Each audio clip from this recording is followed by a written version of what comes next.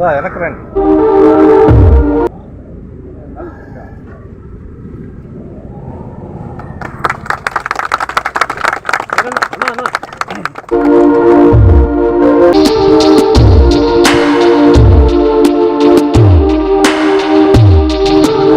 Rural నియోజకవర్గంలోని 24వ డివిజన్లో కనపర్తిపాడులో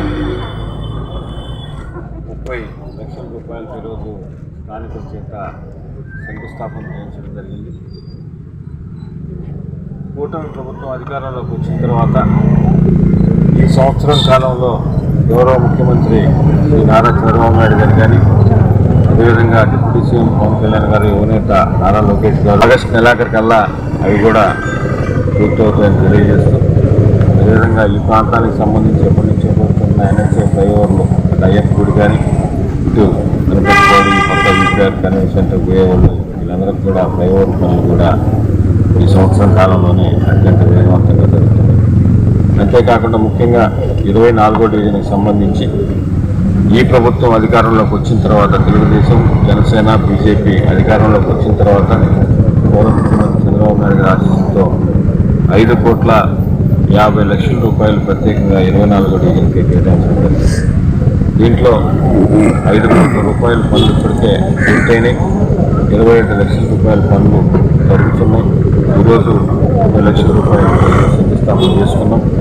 ఈ ప్రాంత కనపర్తిపాడుకు సంబంధించిన ఎస్టీ కాలనీకి సంబంధించిన చిరకాల వాంఛ శ్మశాన వాటిక కాంపౌండ్ సంబంధించి కూడా దీంట్లో కట్టడం జరిగింది. ఇవన్నీ కూడా 1-2 నెలల లోపల ఇవన్నీ కూడా వాటిలోనే కంప్లీట్ అవుతాయని చెప్తూ, ఇంకా కూడా పెద్ద డివిజన్ ఇంకా చేయాల్సినవి చాలా ఉన్నాయి. ఇంతకు మునుపు ఇప్పుడు కూడా ఈ డివిజన్కి సంబంధించి అభివృద్ధి పనులు ఎవరు పట్టించుకున్న దాఖలాలు గత ప్రభుత్వంలో మేము ప్రయత్నాలు చేసినప్పటికీ ఏది కూడా రాకపోవడం వల్లనే ఆ రోజు మేమంతా కూడా నిరసన తెలిపాం.